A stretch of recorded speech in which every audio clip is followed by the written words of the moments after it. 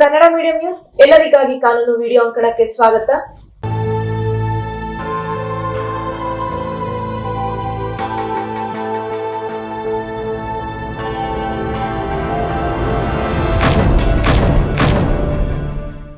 ಈ ವಿಡಿಯೋ ಅಂಕಣದಲ್ಲಿ ಕಾನೂನನ್ನ ಸರಳವಾಗಿ ಅರ್ಥೈಸೋ ಪ್ರಯತ್ನ ಮಾಡ್ತೀವಿ. ನಿಮ್ಮ ಪ್ರಶ್ನೆಗಳಿಗೆ ಅನುಮಾನಗಳಿಗೆ ಉತ್ತರಿಸೋ ಪ್ರಯತ್ನವನ್ನ ಮಾಡ್ತೀವಿ. ನಿಮ್ಮ ಪ್ರಶ್ನೆಗಳಿಗೆ ಉತ್ತರಿಸೋಕೆ ನಮ್ಮೊಂದಿಗೆ ಖ್ಯಾತ ನ್ಯಾಯವಾದಿಯಾದಂತಹ MR ಸತ್ಯನಾರಾಯಣ ಅವರಿದ್ದಾರೆ. ಸರ್, ನಿಮ್ಗೆ ಸ್ವಾಗತ. ಸರ್, ನ್ಯೂಸ್ ಟಿವಿ 474 ಎಂಬ ಯೂಸರ್ ನೇಮ್ ನಲ್ಲಿ ರೇಣುಕಾ ಆದಿ ಅನ್ನೋರು ಒಂದು ಪ್ರಶ್ನೆಯನ್ನ ಕಳಿಸಿದ್ದಾರೆ. ಅವರು ಕಳಿಸಿದಂತಹ ಪ್ರಶ್ನೆಯನ್ನ ಯಥಾವತ್ತಾಗಿ ಓದ್ತಾ ಇದ್ದೀನಿ. Sir, my grandmother and grandfather has no issues.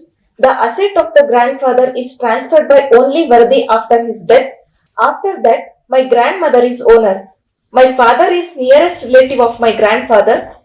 My father have his younger brother. Now my father is mad, fraud, that all the property of grandmother is transferred to his wife. That's to my mother. Now my grandmother died. Now my mother is owner of this property. Now they saying that it is 3 property. They won't give me share. Now I want share in my grandfather property. So what can I do? ಅನ್ನೋದು ಇವರ ಪ್ರಶ್ನೆ. ತನ್ನ ತಾತನ ಆಸ್ತಿಯಲ್ಲಿ ಇವರಿಗೆ ಪಾಲು ಸಿಗುತ್ತಾ ಅನ್ನೋದು ಇವರ ಪ್ರಶ್ನೆ ಆಗಿರಬಹುದು. ಸರ್, ರೇಣುಕಾ ಆದಿ ಅವರಿಗೆ ಏನ್ ಸಲಹೆ ಕೊಡ್ತೀರಾ? ಈಗ ಅವರದ್ದು ಮೊದಲನೇ ಸೆಂಟೆನ್ಸ್ ಏನು? My grandfather and grandmother do not have issues. ಹೌದಾ? ಸೊ ಅವರಿಗೆ ಮಕ್ಕಳಿಲ್ಲ. ಒಂದು ಗ್ರ್ಯಾಂಡ್ ಫಾದರ್ ಮತ್ತು ಗ್ರ್ಯಾಂಡ್ ಮದರ್. ಗ್ರ್ಯಾಂಡ್ ಫಾದರ್ ಇನ ಪ್ರಾಪರ್ಟಿ ಅದು. ಹೌದಾ?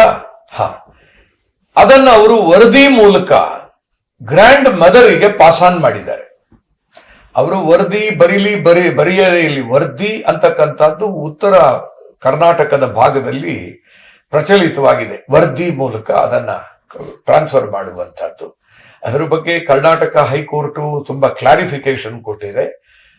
ವೆದರ್ ವರ್ದೀಸ್ ಆರ್ ವ್ಯಾಲಿಡ್ ಆರ್ ನಾಟ್, ಏನ್ ಕಥೆ, ಅದಕ್ಕೆ ಎಷ್ಟು ಲಿಮಿಟೇಷನ್ ಇದೆ, ಏನ್ ಕಥೆ ಎಲ್ಲವುದನ್ನು ಕೂಡ ಇದೆ. ಅದ್ರ ಸುದ್ದಿಗೆ ನಾನು ಹೋಗಲ್ಲ. ಅವರು ವರದಿ ಬರೆದು ಸಾಯಿಲಿ, ಬರೆಯದೇನೆ ಸಾಯಿಲಿ, ತೊಂದರೆ ಇಲ್ಲ. ಅವರು ಸತ್ತ ನಂತರ ಆ ಆಸ್ತಿ ಅವರ ಹೆಂಡತಿಗೆ ಹೋಗಿದೆ. 1956 ಆಚೆಗಾದ್ರೆ ಬೇರೆ ಕಥೆ. 1956ಕ್ಕಿಂತ ಹಿಂದೆ ಆಗಿದ್ದಾದ್ರೆ ಆಗ ಈ ಹಿಂದೂ ಸಕ್ಸೆಷನ್ ಆಕ್ಟ್ ಆಫ್ 1956 ಇರಲಿಲ್ಲ. ಆಗ ಏನಾಗ್ತಿತ್ತು ಅಂತಂದ್ರೆ ತಂದೆ ಅಂದ್ರೆ ಗ್ರ್ಯಾಂಡ್ ಫಾದರ್ ಇದಾನಲ್ಲ, ಅವನ ಆಸ್ತಿ ಹೆಂಡತಿಗೆ ಎಷ್ಟು ಹೋಗ್ಬೇಕು? ಇಷ್ಟು ಹೋಗ್ಬೇಕು. ಉಳಿದಿದ್ದು ಯಾರಿಗೆ ಹೋಗ್ಬೇಕು? ಅವನ ಅಣ್ಣ ತಮ್ಮಂದ್ರಿಗೆ ಹೋಗ್ಬೇಕು. ಅದು ಆ ರೀತಿನಲ್ಲಿ ಹೋಗ್ಬೇಕು, ಬೈ ಸರ್ವೈವರ್ಶಿಪ್, ನಾಟ್ ಬೈ ಸಕ್ಸೆಷನ್. ಆದ್ರೆ ಅವ್ರಿಗೆ ಇಂಥವ್ರು ಇದ್ರೆ ಅಂತ ಈ ತರ ಆಮೇಲೆ ಕಾನೂನು ಬಂತು. ಈಗ ಆಯ್ತು, ನಾನೀಗ 1956 ಈಚೆಗೆ ಅವರು ತೀರ್ಕೊಂಡಿದ್ದಾರೆ ಅಂತ ಭಾವಿಸ್ತೇನೆ. ಈಗ ಏನಾಗಿದೆ, ಅವರ ಹೆಂಡತಿ ಹೆಸರಿಗೆ ಆಸ್ತಿ ಪೂರ ಹೋಗಿದೆ. ಸರಿ, grandmother now is the owner of the property. Grandmother ಸತ್ರೆ ಆ ಆಸ್ತಿ ಯಾರಿಗೆ ಹೋಗ್ಬೇಕು? ಅವರು ವಿಲ್ ಬರೆದು ಸತ್ತಿಲ್ಲ ಇದ್ರ ಪ್ರಕಾರ ಅಲ್ವಾ? ವಿಲ್ ಬರ್ದಿಲ್ಲ. ವಿಲ್ ಬರ್ದಿದ್ದಾರೆ ಅಂತ ಹೇಳ್ತಾರ? Sir, that all the property of grandmother is transfer to his wife ಅಂತ ಹೇಳಿ ಬರ್ದಿದ್ದಾರೆ. ಇಲ್ಲಿ ಅಜ್ಜಿ ತೀರ್ಕೊಂಡಿದಾರೋ ಇಲ್ಲ ಅಲ್ಲ, ಆಮೇಲೆ ತೀರ್ಕೊಂಡ್ರು ಅಂತ. Now grand mother is dead ಅಂತ ಬರ್ದಿದ್ದಾರೆ ಆಮೇಲೆ. ಈಗಿನ ಪ್ರಶ್ನೆ, ಅವರು ವಿಲ್ ಬರೆದು ಸತ್ತೋಗಿದಾರಾ? ಅದು ಯಾರಿಗೆ ವಿಲ್ ಬರ್ದಿದಾರೆಯೋ ಅವ್ರಿಗೆ ಹೋಗ್ಬೋದು.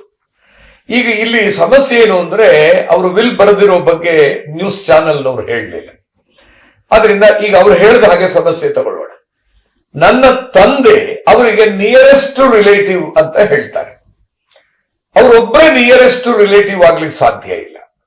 ನಿಯರೆಸ್ಟ್ ರಿಲೇಟಿವ್ ಆಗೋದಾದ್ರೆ ಅವ್ರ ತಮ್ಮ ಒಬ್ಬಿದಾನಲ್ಲಿ, ಅವನು ಯಾಕೆ ನಿಯರೆಸ್ಟ್ ರಿಲೇಟಿವ್ ಅಲ್ಲ?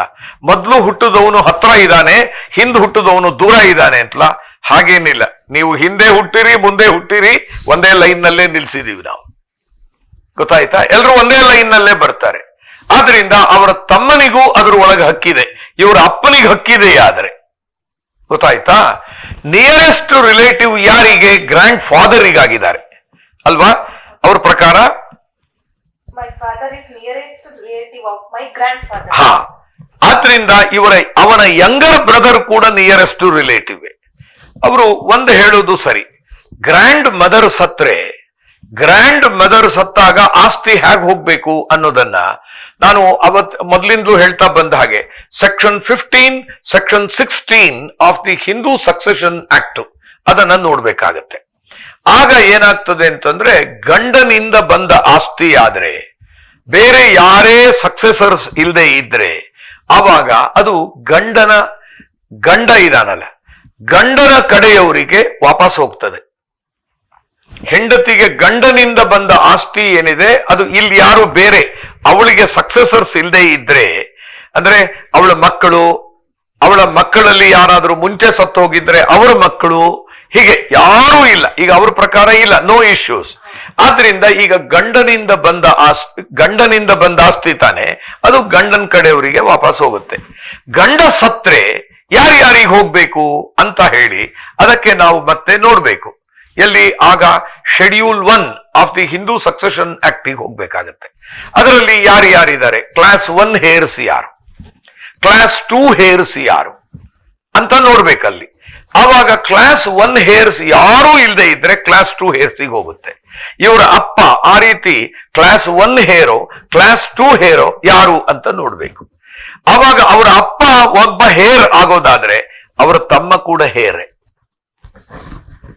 ಈಗ ಅಪ್ಪ ಇದಾನಲ್ಲ, ಇವರ ಅಪ್ಪ ಮ್ಯಾಡ್, ಫ್ರಾಡ್ ಏನೇನೋ ಬರ್ದಿದ್ದಾರೆ. ಯಾಕೆ ಅಷ್ಟು ಸಿಟ್ಟು ಗೊತ್ತಾಗ್ಲಿಲ್ಲ ಅವ್ರಿಗೆ. ಇಲ್ಲ, ಮ್ಯಾಡ್, ಫ್ರಾಡ್ ಏನು ಕೊಡಲ್ಲ ಅಂತ ಹೇಳ್ತಿದ್ದಾರೆ ಕಾಣದೆ. ನಂದೇ ಎಲ್ಲ ನನ್ನ ಹೆಂಡ್ತಿದ್ದೆ ಕಣ್ರೋ ಅಂತ ಹೇಳಿ ಎಲ್ಲವುದು ಹೆಂಡ್ತಿಗೆ ಬರೋ ಹಂಗೆ ಹೆಂಗ್ ಮಾಡೋಕ್ ಸಾಧ್ಯ? ಮಾಡಕ್ ಬರೋಲ್ಲ. ಅಜ್ಜಿ ಸತ್ತೋದ್ರೆ ಅಜ್ಜಿಯ ಅಜ್ಜ ಇದಾನಲ್ಲ ಅವನ ಕಡೆಯವರಿಗೆ, ಅವನ class 1 hairs and class 2 hairs ಅಥವಾ ಕ್ಲಾಸ್ 2 ಹೇರ್ಸ್ ಅವರಿಗೆ ಅದು ಪಾಲ್ ಬರುತ್ತೆ. ಆ ರೀತಿ ಬಂದಾಗ ಇವ್ರ ಅಪ್ಪ ಒಬ್ಬನಿಗೆ ಬರ್ಲಿಕ್ಕೆ ಸಾಧ್ಯ ಇಲ್ಲ, ತಮ್ಮನಿಗೂ ಹಕ್ಕಿದೆ. ಇವರು ನನ್ನ ಹೆಂಡತಿ ಹೆಸರಿಗೆ ಬರಿ ಅಂತಂದ್ರೆ ಅದು ವ್ಯಾಲಿಡ್ ಅಲ್ಲ. ಅವಳು ವಿಲ್ ಬರ್ದಿದ್ರೆ ಮಾತ್ರ ಬೇರೆ ಕಥೆ. ಅವಳು ವಿಲ್ ಬರ್ದಿದ್ದಾಳ, ಏನ್ ಕತೆ ನೋಡ್ಕೊಳಕ್ ಹೇಳಿ. ಇಲ್ಲದೆ ಇದ್ದಲ್ಲಿ ಇವರಿಗೆಲ್ಲ ಹಕ್ಕಿದೆ. ಏನೂ ಇಲ್ದೇನೆ ಬರೀ ಅವರ ಹೆಂಡತಿ ಹೆಸರಿಗೆ ಅದೇನಾದ್ರೂ ಪೌತಿ ಬದಲಾವಣೆ ಮಾಡ್ಕೊಂಡ್ರೆ ಏನೂ ವ್ಯಾಲ್ಯೂ ಇಲ್ಲ. ಗೊತ್ತಾಯ್ತಲ್ಲ? ಆಮೇಲೆ ಏನಾಗ್ತದೆ, ಇಲ್ಲಿ ಇನ್ನೊಂದು ಸಮಸ್ಯೆ ಬರುತ್ತೆ. ಈಗ ಇವರು ಯಾರೋ ನನಗೆ ನಮ್ಮಪ್ಪ ಹೀಗೆ ಹುಚ್ಚ, ಇವನು ಫ್ರಾಡ್, ಅವನು ತರ ವಂಚಕ ಅಂತೆಲ್ಲ ಬರ್ದಿದ್ದಾರಲ್ಲ, ಅವರೊಂದು ಮಾತ್ರ ನೆನ್ಪಿಟ್ಕೊಳ್ಬೇಕು. ಒಂದು ವೇಳೆ ಅಜ್ಜಿಯಿಂದ ವಾಪಸ್ಸು ಅಜ್ಜನ ಕಡೆಯವರಿಗೆ ಆಸ್ತಿ ಬಂತು, ಅವರ ಅಪ್ಪನಿಗೆ ಬಂತು ಅಂತ ಇಟ್ಕೊಳ್ಳಿ. ಆ ಅಜ್ಜ ಇವರಿಗೆ ಹೆಂಗ ಸಂಬಂಧವೋ ನಂಗೆ ಗೊತ್ತಾಗ್ತಾ ಇಲ್ಲ. ಯಾಕೆ? ಇಶ್ಯೂಸ್ ಇಲ್ಲ ಅವರಿಗೆ. ಆದ್ರಿಂದ ಇಶ್ಯೂಸ್ ಅಲ್ಲದೆ ಈ ಪಿತ್ರಾರ್ಜಿತ ಆಸ್ತಿ ಅಂತಂದ್ರೆ ಅದಕ್ಕೊಂದು ಕಲ್ಪನೆ ಇದೆ. ಅದಕ್ಕೆ ನಮ್ಮ ಹಿಂದೂ ಲಾ ಅದು ಮತ್ತು ನಮ್ಮ ಸುಪ್ರೀಂ ಕೋರ್ಟ್ ಅದಕ್ಕೆ ತುಂಬಾ ಸ್ಪಷ್ಟವಾಗಿ ಉತ್ತರ ಕೊಡ್ತದೆ. ಬೇರೆ ಕೊಲ್ಯಾಟರಲ್ಸ್ ಮೂಲಕ ಬೇರೆಯವರ ಮೂಲಕ ಆಸ್ತಿ ಒಬ್ಬ ಹಿಂದೂ ಗಂಡಿಗೆ ಬಂದ್ರೆ ಅದು ಪಿತ್ರಾರ್ಜಿತ ಆಸ್ತಿ ಆಗಲ್ಲ. ಉದಾಹರಣೆಗೆ, ನನ್ನ ಅಮ್ಮನಿಂದ ನನಗಾಸ್ತಿ ಬಂದಿದೆ, ನನ್ನ ಅಪ್ಪನಿಂದ ನನಗಾಸ್ತಿ ಬಂದಿದೆ. ಅಪ್ಪನಿಂದ ಬಂದಂತಹ ಮನೆ ಪಿತ್ರಾರ್ಜಿತ, ಅಮ್ಮನಿಂದ ಬಂದಂತಹ ಮನೆ ಪಿತ್ರಾರ್ಜಿತ ಅಲ್ಲ. ನನ್ನ ಮಗನಿಗೆ ನನ್ನ ಅಪ್ಪನಿಂದ ಬಂದಂತ ಮನೆಯಲ್ಲಿ ಪಾಲ್ ಕೇಳೋ ಹಕ್ಕಿದೆ, ಇದರಲ್ಲಿ ಹಕ್ಕಿಲ್ಲ. ಇದು ನನ್ನ ಸ್ವಯಾರ್ಜಿತ. ಅದಕ್ಕೆ ಇವರಪ್ಪ ಫ್ರಾಡು ಎಲ್ಲ ಮ್ಯಾಡು ಅಂತೆಲ್ಲ ಅಂದ್ರಲ್ಲ, ಅವ್ರ ಕೈಯಲ್ಲಿ ಬಹಳ ನಯವಾಗಿ ಆಸ್ತಿ ಬರ್ಸ್ಕೊಳ್ಬೇಕಷ್ಟೇ ಇವರು. ಅದು ಅವ್ರ ಸ್ವಯಾರ್ಜಿತ ಆಗಿ ಬಿಡುತ್ತದೆ. ಆದ್ರಿಂದ ಮತ್ತವರು ಹಾಗೆ ಅವರು ಹೇಳ್ದಂಗೆ ಆದ್ರೆ ಇವ್ರಿಗೇನ್ ಪಾಲ್ ಸಿಗಲ್ಲ. ಆದ್ರೆ ತಮ್ಮನಿಗೆ ಪಾಲ್ ಬಂದಿತ್ತು, ಅದು ಕ್ಲಾರಿಟಿ ಇಲ್ಲ ಕ್ವಶನ್ ನಲ್ಲಿ. ಆದ್ರಿಂದ ನಾನು ಬಹುಶಃ ಇಷ್ಟನ್ನು ಮಾತ್ರ ಉತ್ತರ ಕೊಡಬಲ್ಲೆ. ಸರ್, ಇದರಲ್ಲಿ ಇನ್ನೊಂದನ್ನ ಮೆನ್ಷನ್ ಮಾಡಿದ್ದಾರೆ, ಇಟ್ ಈಸ್ ಸ್ತ್ರೀ ಪ್ರಾಪರ್ಟಿ, ಅಂದ್ರೆ ಸ್ತ್ರೀ ಧನ ಅಂತ ಹೇಳ್ತಾರೆ. ಯಾರು ಸ್ತ್ರೀ ಧನ ಅಂತೆ? ಸ್ತ್ರೀ ಪ್ರಾಪರ್ಟಿ ಅಂತೆ ಅಷ್ಟೇ ಹೇಳಿದ್ದಾರೆ ಸರ್. ಹಿಂದಿನ ಸೆಂಟೆನ್ಸ್ ಓದಿ ಒಂಚೂರು. Now my grandmother is died, now my mother is owner of this property, now they saying that it is ಸ್ತ್ರೀ ಪ್ರಾಪರ್ಟಿ. ಅವರ ತಾಯಿ ಇದಾರಲ್ಲ, ಅವರ ಹೆಸರಿಗೆ ಆ ಪ್ರಾಪರ್ಟಿ ಬಂದ್ಬಿಟ್ಟಿದೆ, ಅದು ಅವಳ ಸ್ತ್ರೀಧನ ಅಂತ, ಸ್ತ್ರೀ ಪ್ರಾಪರ್ಟಿ ಅಂತ ಅವ್ರದ್ದು ವಾದ. ನಂದಿನಿ ಅವ್ರಿಗೆ ಬಂದೇ ಇಲ್ವಲ್ಲ ಇನ್ನೊಮ್ಮೆ, ಬರೋದು ಹೇಗೆ? ನಾನು ಹೇಳ್ದ ಹಾಗೆ ಸ್ತ್ರೀಧನ ಅಂದ್ರೇನು? ಅವಳಿಗೆ ಹಕ್ಕು ಬರ್ಬೇಕು ಅದ್ರೊಳಗೆ, ಆಗ ಅವಳದ್ದಾಗತ್ತೆ. ಈಗ ಉದಾಹರಣೆಗೆ ಹಿಂದಿನ ಕಾಲದಲ್ಲಿ ಏನ್ ಮಾಡ್ತಿದ್ರು, ಗಂಡ ಖುಷಿಯಾಗಿ ಹೆಂಡತಿ ಕೈಗೆ ಇಟ್ಕೋ ಅಂತ ಹೇಳಿ ಒಂದಿಷ್ಟು ದುಡ್ಡು ಕೊಡ್ತಿದ್ದ, ಅದು ಅವಳಿಗಾಗಿ ಕೊಟ್ಟಿದ್ದದು. ಸಪೋಸ್ ಗಂಡ ಹಣ ಕೊಟ್ಟು, ನೋಡು ನಾಳೆ ಖರ್ಚಿಗೆ ಬೇಕು ಅಂತ ನನ್ನನ್ನು ಕೇಳ್ಬೇಡ, ಇದನ್ನ ಖರ್ಚು ಮಾಡು ಅಂತ ದುಡ್ಡು ಕೊಟ್ಟ, ಅದು ಅವಳ ಪ್ರಾಪರ್ಟಿ ಅಲ್ಲ, ಅದು ಸ್ತ್ರೀಧನ ಅಲ್ಲ. ಮತ್ತೆ ಅದು ಬೇರೆ ಪರ್ಪಸ್ಸಿಗೆ ಕೊಟ್ಟಿರೋದು, ಇದು ನಿನಗೆ ಅಂತ ಹೇಳಿ ಕೊಟ್ಟಿದ್ದಾನೆ, ತಗೋ ಇದು. ಹಿಂದೆ ಪಾನ್ ಅಂದ್ರೆ ಎಲೆ ಅಡಿಕೆ ಖರ್ಚಿಗೆ, ಅಥವಾ ಅವರದ್ದು ಸೀರೆ, ಮತ್ತೊಂದು ಬೇರೆ ಯಾವ್ದಾದ್ರು ಬಂಗಾರ, ಒಡವೆ ಇತ್ಯಾದಿಗಳಿಗೆ, ತಗೋ ಇದು ಇಟ್ಕೋ, ನೀನ್ ಮಾಡ್ಕೊ, ನಿಂಗೆ ಇದು ಅಂತ ಕೊಟ್ರೆ ಅದು ಸ್ತ್ರೀ ಪ್ರಾಪರ್ಟಿ. ಅದರೊಳಗೂ ವ್ಯತ್ಯಾಸ. ಹಾಗಾಗಿ ಬರೀ ಗಂಡ ಕೊಡ್ಬೇಕಾಗಿಲ್ಲ, ಅವಳ ಅಪ್ಪ ಕೊಡ್ಬೋದು, ಮಾವ ಕೊಡ್ಬೋದು, ಅತ್ತೆ ಕೊಡ್ಬೋದು, ಬ್ರದರ್ಸ್ ಇನ್ಲಾ ಕೊಡ್ಬೋದು, ಸಿಸ್ಟರ್ಸ್ ಇನ್ಲಾ ಕೊಡ್ಬೋದು, ಯಾರು ಬೇಕಾದ್ರು. ಅದು ಅವಳಿಗಾಗಿ ಕೊಟ್ಟಿದ್ದಾಗಿರ್ಬೇಕು, ಅವಳು ಸ್ವಂತ ಕೊಟ್ಟಿರೋದಾಗಿರ್ಬೇಕು. ಹಾ, ಅಲ್ಲಿ ಅಂದ್ರೆ ಅದ್ರ ಮೇಲೆ ಅವಳಿಗೆ ಹಕ್ಕು ಬಂದಿರ್ಬೇಕು. ಆ ಹಣ ಕೊಡು ಅಂತ ನಾನು ಕೇಳಿದ್ರೆ ಯಾಕೆ ಕೊಡ್ಬೇಕು? ನೀವು ಅವತ್ತು ಏನು ಅಂತ ಕೊಟ್ರಿ ನನಗೆ? ನಂದು ಅಂತ ಕೊಟ್ರಿ ಅಲ್ವಾ, ಯಾಕೆ ಕೇಳ್ತೀರಿ ನೀವು ಅಂತ ಕೇಳೋ ಅಧಿಕಾರ ಇರ್ಬೇಕು ಅವಳಿಗೆ. ಅದೇ ನಾನು ನೋಡು ಇದು ಆ ತರಕಾರಿಗೆ ಅಂತ ಕೊಟ್ಟಿದ್ದೀನಿ, ನಾಳೆ ನನ್ನ ಹತ್ರ ಇರುತ್ತೋ ಇಲ್ವೋ ಅಂತ ಹೇಳಿ ಕೊಟ್ಟಾಗ ಅವಳು ತರಕಾರಿ ಖರ್ಚು ಮಾಡದೇ ಇದ್ರೆ ನಾನೇನ್ ಕೇಳ್ಬೋದು? ನಿಂಗೆ ಅವತ್ತು ತರಕಾರಿಗೆ ಅಂತ ದುಡ್ಡು ಕೊಟ್ಟನೋ ಇಲ್ವೋ, ಅದ್ ಕೊಡು ಈಗ. ಆಗ ಏನಾಗತ್ತೆ, ಅದು ಅವಳ ಪ್ರಾಪರ್ಟಿ ಅಲ್ಲ.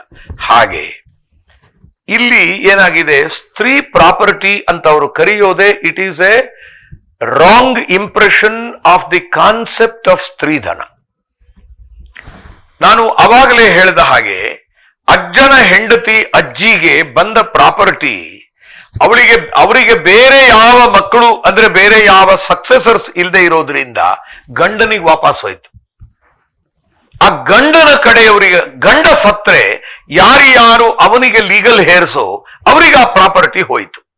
ಆ ಪ್ರಾಪರ್ಟಿ ಫಸ್ಟ್ ಇವರ ಅಪ್ಪನಿಗೆ ಬರಬೇಕು, ಯಾಕೆ ನಿಯರೆಸ್ಟ್ ರಿಲೇಟಿವ್ ಅಂತಾನೆ. ಆಮೇಲೆ ಆ ನಿಯರೆಸ್ಟ್ ರಿಲೇಟಿವ್ ಅವರ ಅಪ್ಪ ಒಬ್ಬರೇ ಅಲ್ಲ, ಅವರ ತಮ್ಮ ಒಬ್ಬಿದ್ದಾನೆ. ಈ ರೀತಿ ಅವರಿಗೆ ಬಂದಿಲ್ಲ ಪ್ರಾಪರ್ಟಿ, ಗೊತ್ತಾಯ್ತಾ? ಇನ್ನು ಅವಳ ಪ್ರಾಪರ್ಟಿ ಆಗೋದು ಹೇಗೆ? ಅವಳು ಪ್ರಾಪರ್ಟಿ ಆಗಲಿಲ್ಲ. ಸ್ತ್ರೀಧನ ಸುಮ್ಮನೆ ಖಾತೆ ಏರಿಸ್ಕೊಂಡ್ಬಿಟ್ರೆ, ಮ್ಯೂಟೇಶನ್ ತಗೊಂಡು ಅಪ್ರೂವ್ ಮಾಡಿಸ್ಬಿಟ್ರೆ, ಕಂದಾಯ ಇಲಾಖೆನಲ್ಲಿ ಅವಳ ಹೆಸರು ಕಂದಾಯ ಕಟ್ಟೋ ಬಾಧ್ಯತೆ ಬಗ್ಗೆ ಬಂದಿದೆ, ಹಕ್ಕಲ್ಲ ಅದು, ಬಾಧ್ಯತೆ ಅದು. ಹಾಗಾಗಿ ಆ ಹೆಂಡತಿ ಪ್ರಾಪರ್ಟಿ ಅಲ್ಲ ಅದೀಗ. ಆದ್ರಿಂದ ಇಟ್ ಈಸ್ ಸ್ತ್ರೀಧನ ಪ್ರಾಪರ್ಟಿ ಅಂತ ಅವ್ರ ಅಪ್ಪ ಅಂದ್ರೆ ಅಲ್ಲ. ಹಾಗಂತ ಈ ಮಗ ಈಗ ಅದನ್ನ ಚಾಲೆಂಜ್ ಮಾಡ್ಬೇಕಾದ್ರೆ ಫಸ್ಟ್ ಅವರು ನೋಡ್ಕೊಳ್ಬೇಕು, ಅವರ ಅಪ್ಪ ಅವರ ಚಿಕ್ಕಪ್ಪ ಅವರಿಬ್ಬರಿಗೆ ಬಂತ, ಇವರಿಗೂ ಏನಾದ್ರೂ ಹಕ್ಕು ಬಂದಿದೆಯಾ, ಯಾವ ರೀತಿ ಬಂದಿದೆ, ಇವರಿಗೆ ಹಕ್ಕು ಬಂದಿದ್ರೆ ಮಾತ್ರ ಪ್ರಶ್ನೆ ಮಾಡ್ಬೋದು. ಅದು ಸ್ತ್ರೀಧನ ಅನ್ನೋದಂತೂ ಖಂಡಿತ ಅಲ್ಲ, ಸ್ತ್ರೀಧನವಾಗಲಿಕ್ಕೆ ಸಾಧ್ಯ ಇಲ್ಲ. ಆಯ್ತಾ? ಅದರಿಂದ ಅವರು ಆ ವಿಚಾರದಲ್ಲಿ ಆರಾಮಾಗಿರ್ಬೋದು. ಆದ್ರೆ ಅವರ ಅಪ್ಪನಿಗೆ ಅವರ ಅಜ್ಜನಿಂದ ಅಂದ್ರೆ ತಂದೆ ಅಲ್ಲದೆ ಇದ್ರೆ, ತಂದೆ ಆಗಿರ್ಲಿಕ್ಕೆ ಸಾಧ್ಯವೇ ಇಲ್ಲ. ಯಾಕೆಂದ್ರೆ ನೋ ಇಶ್ಯೂಸ್ ಅಂದಿದ್ದಾರೆ. ನೋ ಇಶ್ಯೂಸ್ ಅನ್ನೋದಾದ್ರೆ ಅವರ ತಂದೆಗೆ ಇವರು ನಿಯರೆಸ್ಟ್ ರಿಲೇಟಿವ್ ಆಗಿದ್ದ ಹೇಗೆ? ಅವರ ಆ ತಂದೆಯ ಅಣ್ಣ ತಮ್ಮಂದರು ಮಕ್ಕಳು ಏನ್ ಕಥೆ? ಆ ರೀತಿಯ ಮಕ್ಕಳಾದ್ರೆ ನಿಜವಾಗಿಯೂ ಆಗ ಅದು ಪಿತ್ರಾರ್ಜಿತ ಆಸ್ತಿ ಆಗಲ್ಲ. ಆದ್ರಿಂದ ಇವರಿಗೆ ಹಕ್ಕು ಬರಲ್ಲ, ಅದು ಅವರ ಸ್ವಯಾರ್ಜಿತ ಆಗ್ಬೋದು. ಸ್ವಯಾರ್ಜಿತ ಆದರೂ ಕೂಡ ಅದು ಅವರ ಹೆಂಡತಿಗೆ ಟ್ರಾನ್ಸ್ಫರ್ ಮಾಡೋದಾದ್ರೆ ಅವ್ರು ಮಾಡ್ಬೋದು, ಗಂಡ ಮಾಡ್ಬೋದು, ಆಗ ಸ್ತ್ರೀಧನ ಆಗತ್ತೆ. ಆದ್ರೆ ತಮ್ಮ ಒಬ್ಬಿದಾನಲ್ಲಿ, ತಮ್ಮ ಯಾಕೆ ನಿಯರೆಸ್ಟ್ ರಿಲೇಟಿವ್ ಅಲ್ಲ, ಅದು ನನಗೆ ಅರ್ಥವಾಗ್ತಾ ಇಲ್ಲ. ಆದ್ರಿಂದ ಅವರು ಇನ್ನೊಮ್ಮೆ ಪ್ರಶ್ನೆಯನ್ನ ಸ್ವಲ್ಪ ವಿವರವಾಗಿ ಕಳಿಸ್ಕೊಟ್ರೆ ಬೇಕಾದ್ರೆ ಅದನ್ನ ಆಮೂಲಾಗ್ರವಾಗಿ ನೋಡ್ಬೋದು ಅಂತ ಕಾಣುತ್ತೆ. ಧನ್ಯವಾದಗಳು ಸರ್. ರೇಣುಕಾ ಆದಿ ಅವರೇ, ನಿಮ್ಮ ಪ್ರಶ್ನೆಗೆ ಸರಳವಾಗಿ ಸಲಹೆಯನ್ನ ನೀಡಿದರೆ ಅಂತ ಹೇಳಿ ಭಾವಿಸ್ತೀನಿ. ಇದೇ ರೀತಿ ಕಾನೂನಿಗೆ ಸಂಬಂಧಪಟ್ಟಂತಹ ನಿಮ್ಮ ಪ್ರಶ್ನೆಗಳನ್ನ, ಡೌಟ್ಸ್ ಗಳನ್ನ ನಮ್ಮ ಕಮೆಂಟ್ ಬಾಕ್ಸ್ ನಲ್ಲಿ ಕಮೆಂಟ್ ಮಾಡಿ. ನಿಮ್ಮ ಪ್ರಶ್ನೆಗಳಿಗೆ ಉತ್ತರಿಸೋ ಪ್ರಯತ್ನ ಮಾಡ್ತೀವಿ. ಇನ್ನೂ ಹೆಚ್ಚಿನ ಮಾಹಿತಿಗಾಗಿ ಈ ಕೂಡಲೇ ನಮ್ಮ ನ್ಯೂಸ್ ಚಾನೆಲ್ ನ ಸಬ್ಸ್ಕ್ರೈಬ್ ಮಾಡಿ. ಇದು ಕನ್ನಡ ಮೀಡಿಯಂ ನ್ಯೂಸ್, ಸಂಭವಿಸು ಸಮಸ್ತರ ನಡುವೆ.